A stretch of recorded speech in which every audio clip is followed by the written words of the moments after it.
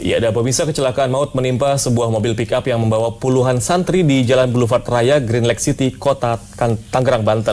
Ya, untuk mengetahui informasi terkini mengenai kecelakaan tersebut telah ada Priscila Puspa langsung dari Ditlantas Polda Metro Jaya, Jakarta Selatan. Silakan Priscila dengan laporan Anda.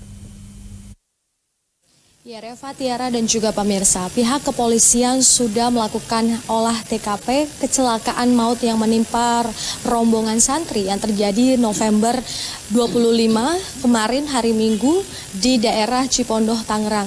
Dan guna untuk mengetahui hasil dari olah TKP dan juga perkembangannya seperti apa, saat ini saya sudah bersama dengan Kepala Subdirektorat Pembinaan dan Penegakan Hukum Ditlantas Polda Metro Jaya, AKBP Budianto. Selamat malam Pak Budianto. Pak, boleh diberitahukan pada pemirsa di rumah untuk hasil olah TKP dari kecelakaan maut yang menimpa rombongan santri ini seperti apa, Pak? Ya, kita sama-sama tahu bahwa hari Minggu tanggal 25 November pukul 19.30 telah terjadi suatu kecelakaan tunggal atau off control, yaitu mobil pickup B9029 RV gitu.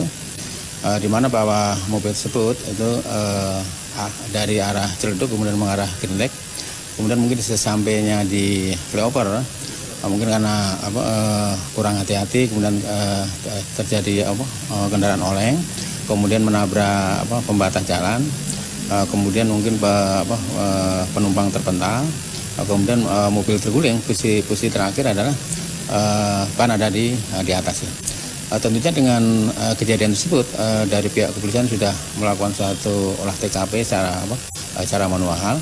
Tujuan daripada olah TKP adalah dalam rangka untuk mendapatkan suatu gambaran tentang kejadian daripada kecelakaan tersebut, untuk mengetahui bagaimana situasi lingkungan, untuk mengetahui mungkin keadaan jalan gitu, termasuk cuaca dan sebagainya. Kemudian posisi daripada kendaraan, termasuk juga posisi korban, kemudian titik sentuhnya dan sebagainya. Semua dalam rangka untuk nanti sebagai alat pendukung dalam rangka untuk menentukan tersangka dan seterusnya.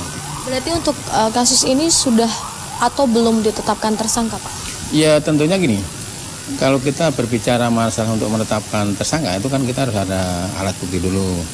Alat bukti kan bisa nanti keterangan ahli, bisa keterangan orang saksi, kemudian surat petunjuk maupun keterangan terdakwa.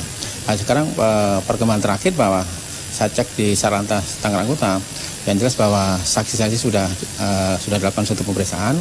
Perkembangan terakhir adalah 4 saksi yang dilakukan pemeriksaan, baik itu dari satpam di sekitar TKP, termasuk juga beberapa penumpang yang ada di mobil tersebut. Pak, kalau untuk video yang beredar di media itu juga dijadikan alat bukti atau seperti apa, Pak? Ya, dapat digunakan juga, nanti bisa digunakan sebagai alat bukti pendukung lah, dalam rangka untuk melengkapi alat bukti tersebut, sekaligus juga mungkin nanti dalam rangka untuk menentukan tersangkanya.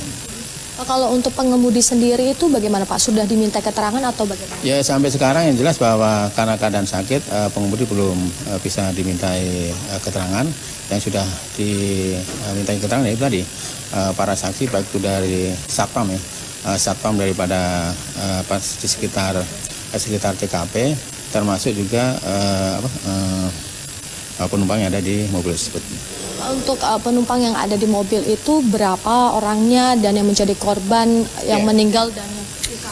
Pertama yang jelas bahwa penumpang itu ada 23 ya. Kemudian perkembangan terakhir itu yang meninggal dunia itu ada 3. Kemudian yang luka-luka itu ada 20, baik itu luka-luka berat maupun ringan gitu.